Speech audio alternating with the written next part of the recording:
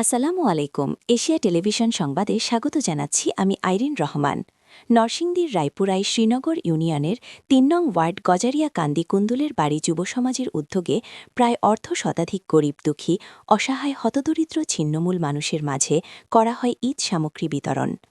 উক্ত অনুষ্ঠানে উপস্থিত ছিলেন রায়পুরা উপজেলা জেসাস এর সহ সাংগঠনিক সম্পাদক মোহাম্মদ মাইনউদ্দিন, বিশিষ্ট সমাজসেবক মোহাম্মদ ইউসুফ মিয়া, বিশিষ্ট সমাজসেবক মোহাম্মদ হোসেন মিয়া, বিশিষ্ট সমাজসেবক মোহাম্মদ কুদ্দুস আলী, বিশিষ্ট সমাজসেবক মোহাম্মদ মুস্তফা মিয়া, বিশিষ্ট সমাজসেবক মোহাম্মদ আসাবউদ্দিন। এছাড়া উপস্থিত ছিলেন অত্র ওয়ার্ডের বিভিন্ন পেশার মেহনতি মানুষ। কিন্তু এই জিনিসটা দেখে আমরা খুব খুশি হয়েছি। কুন্দিলে বাড়ি হারা হুসেন মাইনউদ্দিন যে উদ্যোগটা নিছে, কুদ্দুস আলী যে উদ্যোগটা নিছে, ইনশাল্লাহ আমি অন্তর থেকে খুশি হয়েছি। আর হেরার কুন্দিলে বাড়ি প্রবাসী লোকগুলা যে 40টা বা 45টা নামি বাড়িতে হেরা সামনেও বাড়াই দিব ইনশাল্লাহ। এটা হইনা খুশি, গ্রাম পকেটে খুশি গরিবে জিনিসটা পাওয়া যাক। হেরারে আমি মনে করি আরো আল্লাহ দেখ তৌফিক দেখ। হেরা যখন গরিব দে, যারা মেন গরিব, যারা পাওয়ার আনতে হেরা এগুলা পাইলে আমরা খুশি, আল্লাহ খুশি, দেশবাসীও খুশি ইনশাল্লাহ। হেরারে দোয়া করি ইনশাল্লাহ আরো আগে যাক সামনে। আমরা কোন দিলে বেড়ে হেরা আমার ভাই ভাই যারা মিলাই আজিত আছে, আমরা সবাই উদ্যোগ নিছি।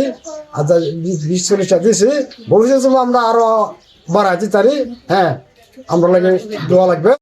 আমাদের কুন্দলে বাড়ির আমাদের নিজেরই কিছু বাইবাতি যারা হেরা কিছু সামান্য কিছু অর্থ দিয়েছে গরিব দুঃখী মানুষের কিছু দান দক্ষিণা করার জন্য।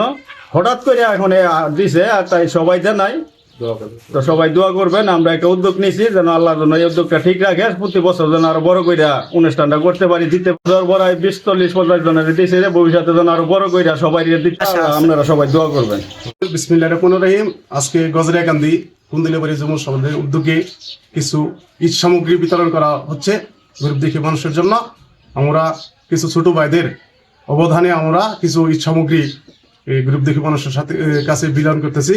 আপনারা সকলে দোয়া করবেন, আল্লাহ যাতে ওনাদের আরো দেওয়ার মতন তৌফিক দেয়। প্রবাসীদের জন্য দোয়া করবেন এবং ওনারা যাতে ভবিষ্যতে আরো বড় ধরনের কিছু অবদান রাখতে পারে, সকলে ওনাদের জন্য দোয়া করবেন। আসসালামু আলাইকুম।